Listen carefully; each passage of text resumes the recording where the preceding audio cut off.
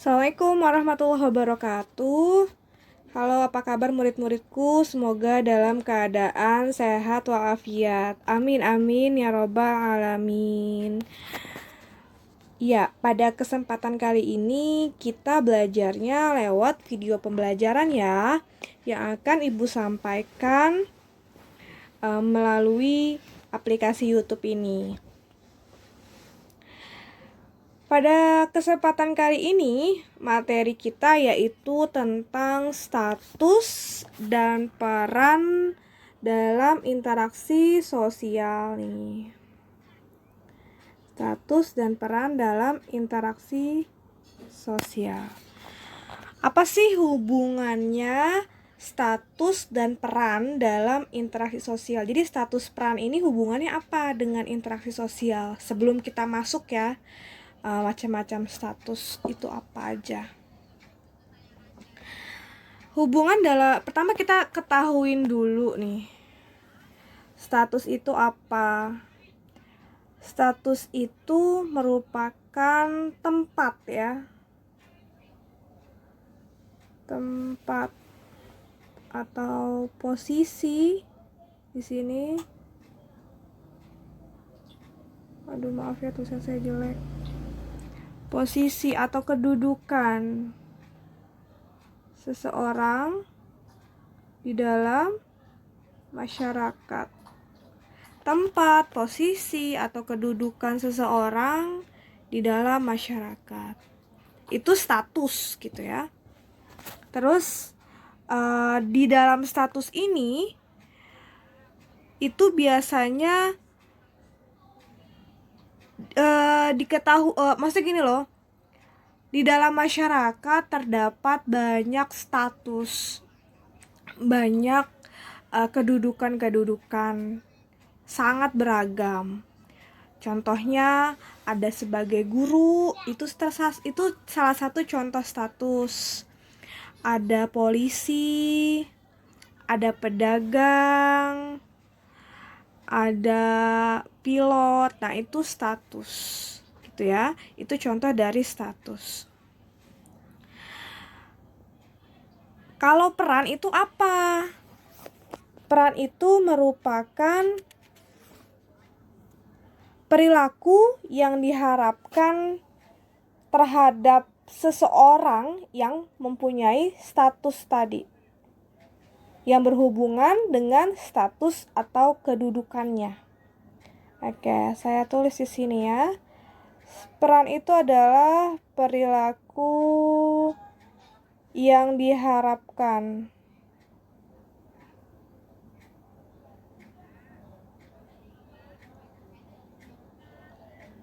semoga dibaca bisa ya.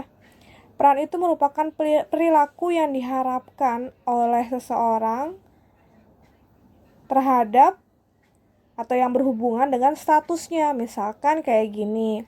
Sebagai guru, ini statusnya guru nih. Terus perannya apa? Sebagai guru seharusnya dia bersikap digugu dan ditiru. Nah, digugu dan ditiru ini adalah perannya dia. Terus sebagai presiden, statusnya presiden, dituntut mengayomi masyarakat. Mengayomi masyarakat itu adalah perannya. Sebagai polisi, diharapkan dapat menjaga keamanan secara baik dan adil. Polisi itu statusnya menjaga keamanan secara baik dan adil, itu adalah perannya. Sampai sini paham ya pengertian status dan peran itu apa? Lalu hubungannya di mana gitu ya? Status dan peran ini kan antara orang satu dengan orang yang lainnya beda-beda. Tadi yang Bu Siva udah ngomong, macam bentuk statusnya, macam-macam pula perannya gitu ya. Nah, dengan kedudukannya masing-masing atau dengan statusnya masing-masing, terus dijumpai cara-cara bertindak dan berinteraksi sosial yang berbeda pula gitu. Perbedaan itu tampak pada gimana sih Bu Siva gitu kan. Jadi orang dengan status dan peran yang berbeda-beda itu cara bertindak dan cara berinteraksinya pun beda. cara berbicaranya beda, tutur kata dan bahasa yang digunakan pun beda, sikap tubuhnya beda, cara berpakaiannya beda, simbol status yang digunakannya pun beda. Nah, itu maksudnya. Jadi dengan status dan peran yang dimiliki seseorang akan mempengaruhi dia dalam berinteraksi ke masyarakat. Misalkan saya sebagai guru, status saya guru, peran saya itu gimana saya dapat mengayomi kalian, mengajari kalian, mendidik kalian gitu. Nah, di sini status dan peran saya mempengaruhi interaksi kepada kalian. Gak mungkin dong saya ngomong sembarangan dengan bahasa-bahasa yang kasar. Terus gak mungkin juga dong saya berbicara layaknya sesama teman pakai bahasa pergaulan biasa dalam proses kegiatan belajar mengajar. Misalnya saya ngajar pakai gue lo, gitu kan nggak bisa. Nah, jadi status dan peran ini mempengaruhi dalam berinteraksi, gitu ya. Oke. Contoh lainnya kayak gimana, Bu Siva? Oke, saya kasih contoh.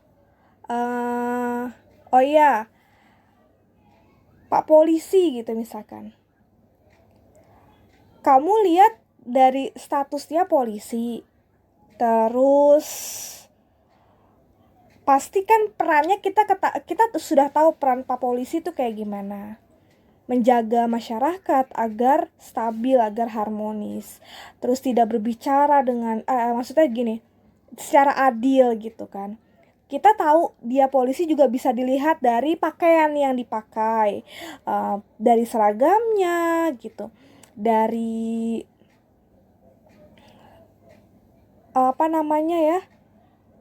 selain seragam, dari rambutnya gitu, bisa dikatakan oh ini polisi gitu kan. Nah, di sini kan kalau misalkan Pak Polisi itu ngomong dengan kasar sama orang lain, terus di jalan ngelihat kesalahan, misalkan dia ngelihat ada orang dagang di pinggir jalan atau di trotoar main tendang aja, terus ngata-ngatain itu pedagang, kan nggak enak juga kan dilihat kan. Pasti kalian berpikir gini, wah Pak Polisi jangan kayak gitu dong, harusnya ngomong aja baik-baik. Nah, disinilah bukti bahwa status dan peran itu mempengaruhi seseorang dalam berinteraksi. Gitu ya. Paham ya? Oke. Di sini kaitannya status dan peran itu berpengaruh dalam interaksi sosial. Gitu. Sekarang kita masuk nih ke dalam Oke, kita masuk nih ke dalam cara memperoleh status sosial dalam masyarakat. Kalian jadi perlu tahu nih, individu atau masyarakat, gimana sih cara mereka mendapatkan status gitu. Gimana sih cara saya bisa jadi guru, gimana sih cara bapak kamu menjadi pilot, gimana sih cara kakak kamu menjadi dokter, gimana sih cara paman kamu menjadi pedagang gitu kan. Ada 3 cara untuk mendapatkan status. Ingat baik-baik. Yang pertama itu ada ascribe status, kedua achieve status, yang ketiga ada assign status. Cara mendapatkan status yang pertama itu adalah ascribe status, yaitu di sini status seseorang diperoleh secara otomatis. Dia otomatis mendapatkan status itu, nggak perlu pakai perjuangan, nggak perlu pakai kerja keras, gitu. Dia otomatis berdasarkan kelahiran dan turun-temurun. Jadi dia ngedapetin status itu karena dia dilahirkan, karena dia anak dari seseorang yang merupakan orang penting, gitu. Contohnya kalau di sini raja, anak dari raja. Oke, misalnya Pangeran Charles adalah seorang putra mahkota karena terlahir sebagai anak pertama Ratu Inggris. Nah, jadi dia otomatis tuh jadi putra mahkota. Gak perlu dia berjuang seberapa tahun buat jadi putra mahkota, enggak. Cukup ketika dilahirkan hari itu, sedetik dia dilahirkan sudah menjadi putra mahkota. Itu ascribe status. Oke, nah seperti yang ada di gambar nih. Nah, ini adalah Sri Sultan Hamengkubuwono ke-10. Jadi kan yang kita ketahui bersama ya, Yogyakarta itu adalah daerah istimewa yang masih berbentuk keraton gitu. Jadi bahasanya gini, gubernur yang ada di Jogja itu bukan dari kalangan orang lain dari Jogja gitu, bukan dari masyarakat biasa dari Jogja, tapi dari keturunan keratonnya gitu. Gitu ya. Nah, Sri Sultan Hamengkubuwono ke-10 ini dia pun terlahir menjadi pemimpin keraton gitu ya. Keraton Yogyakarta secara otomatis gitu. Nanti pun anaknya Sri Sultan Hamengkubuwono ke-10 nih akan menjadi penerusnya. Tapi yang dijadikan isu banyak ya, bukan isu sih, bukan cerita juga, apa ya namanya, faktanya Sri Sultan Hamengkubuwono ke-10 ini nggak punya tuh anak laki-laki, sedangkan aturan dari keraton yang menggantikan itu harus anak laki-laki gitu. Jadi masih menjadi banyak perdebatan di dalam keraton gitu. Kelanjutannya nanti gimana? Kita lihat nanti apakah ada perubahan aturan atau dengar-dengarnya sih ponakannya Sri Sultan Hamengkubuwono ke-10 apa kalau nggak salah untuk menggantikannya gitu. Kita lihat nanti. Ini ascribe status ya. Itu tadi cerita intermezzo dikit. Yang kedua yaitu ada achieve status. Nah, beda nih sama ascribe status. Kalau ascribe status itu status yang didapatkan otomatis berdasarkan kelahiran dan keturunan. Kebalikannya kalau achieve status itu. Kalau achieve status yang dicapai seseorang dengan usaha-usaha yang disengaja. Digaris bawahi, yang disengaja. Oke, ini saya tulis aja deh biar kalian bisa ingat nih. Disengaja. Kamu benar-benar pengen jadi dokter, sekolah kedokteran. Kamu mau jadi insinyur, sekolah sampai jadi insinyur. Kamu rencana mau sekolah sampai S3, sekolah dapetin gelar itu. Dapetin status S3 itu. Kamu mau dapat status pilot, kau berjuang, kuliah, sampai kamu menjadi pilot. Nah, itu achieve status. Contohnya di sini ya ada Tukul Arwana. Di sini gambarnya ya. Artis ini pun menjadi artis papan atas karena perjuangannya gitu. Memang tujuan dia memang sengaja ingin menjadi artis untuk mendapatkan uang yang banyak. Status dia pengen jadi artis gitu. Kedudukan dia di sini artisnya ingin menghibur banyak orang. Bagaimana dia mendapatkan status menjadi artis? Dia berjuang. Itu achieve status. Nah, yang lainnya gini nih contohnya ya. Misalkan ternyata pernikahan itu pun menjadi salah satu contoh dari achieve status. Misalkan tadi ada seorang pangeran yang menikah dengan rakyat biasa. Rakyat biasa ini yang tadinya dia bukan dari golongan bangsawan atau bukan dari golongan kerajaan, setelah menikah, rakyat biasa ini mendapat gelar bangsawan gitu. Nah, di sini status yang didapatkan oleh rakyat biasa tadi bisa dikatakan cara mendapatkannya achieve status. Intinya dia berjuang agar mendapatkan status bangsawan itu. Salah satu perjuangannya dilakukan dengan pernikahan gitu. Oke. Lanjut ya. Yang ketiga, itu ada namanya assigned status. Status atau kedudukan yang diberikan kepada seseorang yang telah berjasa kepada masyarakatnya. Di sini perlu kalian garis bawahi atau kalian ingat yang ngebedain assign status sama achieve status apa. Kalau assign itu pertama, saya tuh sini ya. Oke, pertama dia itu tidak ada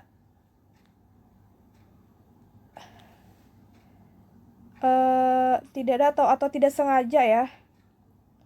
Tidak sengaja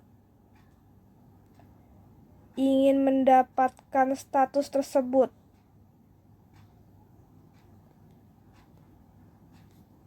Tuh. Oke. Jadi kalau di assign itu dia nggak ada niat atau malah tidak sengaja ingin mendapatkan status tersebut, tapi malah diberikan oleh orang lain gitu, karena dianggap telah berjasa. Contoh di sini ada Dr. Andes Muhammad Hatta sebagai Bapak Koperasi Indonesia. Bapak Muhammad Hatta ini tujuannya bukan untuk mendapat status Bapak Koperasi Indonesia, tidak.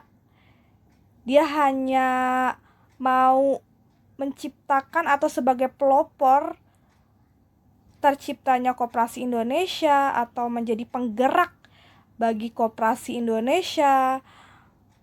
Nah, karena kegigihannya, karena akibat mempelopori Koperasi Indonesia dan perekonomian masyarakat Indonesia membaik, maka Dr. Andes Muhammad Hatta diberikan status Bapak Koperasi Indonesia. Jadi dia nggak sengaja, emang nggak pengen. Tujuan dia bukan mau mendapat status Bapak Koperasi Indonesia, tapi tujuannya dia tuh ingin membaikkan perekonomian masyarakat Indonesia gitu. Karena berjasa bagi masyarakat, maka dikasihlah status itu gitu. Di sini ada juga Ki Hajar Dewantara sebagai Bapak Pendidikan gitu. Tujuannya Ki Hajar Dewantara itu, perjuangan Ki Hajar Dewantara bukan mendapat status Bapak Pendidikan. Tujuannya Ki Hajar Dewantara itu dia bagaimana agar masyarakat Indonesia itu melek akan pendidikan. Ketika melek akan pendidikan, maka sadar bahwa Indonesia itu terjajah gitu. Perjuangannya Ki Hajar Dewantara melalui pendidikan, ingin mencerdaskan anak-anak bangsa Indonesia. Tapi karena berjasanya kepada masyarakat, maka diberikanlah status sebagai Bapak Pendidikan gitu. Jadi nggak ada niat nih, tujuannya memang bukan sebagai Bapak Pendidikan gitu, karena berjasanya ini maka diberikan status gitu ya. Misalkan nih ada contoh Budi, tujuan Budi ke sekolah rajin, nggak pernah terlambat, terus rajin mengerjakan PR, terus Budi selalu baik kepada teman dan sesama dan terhadap guru gitu ya. Terus selalu mengajak kebaikan kepada teman-temannya di sekolah gitu. Tujuan Budi mau niat baik aja, terus biar menjadi anak yang pintar, terlebih pengen masuk universitas negeri gitu ya. Nah, karena keteladanannya Budi, maka kepala sekolah memberikan status kepada Budi siswa teladan gitu. Awalnya kalian bisa lihat di sini, contoh dari sini. Tidak ada niat Budi mendapatkan status siswa teladan, tidak. Memang niatnya dia untuk pinter, masuk universitas negeri, memang pengen berbuat baik aja gitu. Tapi karena berjasa bagi teman-temannya, karena mengajak kebaikan, maka diberikanlah status tersebut dari kepala sekolah sebagai siswa teladan. Gitu ya. Ingat saya itu karena berjasa kepada masyarakat, saya tandain. Oke, sekarang nih Bu Siva mau ngasih contoh soal nih biar mudah memahaminya ini. Nah, oke. Pertama, Liatin gambar. Di sini udah pasti tahu dong siapa. Ini Bapak Soekarno. Status pahlawan yang didapatkan oleh Bapak Soekarno didapatkan dengan cara apa? Jawabannya yang tadi kita udah bahas. Ayo. Tadi achieve itu perjuangan, bukan. Ascribe itu otomatis berdasarkan kelahiran dan keturunan. Jawabannya assign. Ibu, powerful status apa? Nggak ada. Kalau yang ibu nggak jelasin nggak usah diisi. Udah pasti nggak usah diisi ini mah. Nggak usah dipikirin. Oke, lanjut. Warga Kampung Idaman Hati selalu berusaha menjaga lingkungannya. Setiap rumah ditanami tumbuh-tumbuhan agar udara di sekitar kampung terasa segar dan sehat. Hingga pada akhirnya kampung tersebut mendapatkan penghargaan desa terbersih. Apakah Kampung Idaman Hati tujuannya pengen menjadi desa terbersih atau mendapatkan penghargaan tersebut, mendapatkan status desa terbersih? Tidak, tujuannya kampung itu menjaga lingkungan.